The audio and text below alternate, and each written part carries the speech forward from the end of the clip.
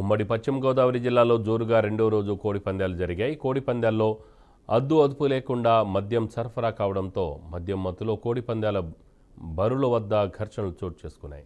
కామారోపకోట కోడి పందాల బరి వద్ద రెండు వర్గాలకు చెందిన వారు కొట్టుకుంటున్నారు.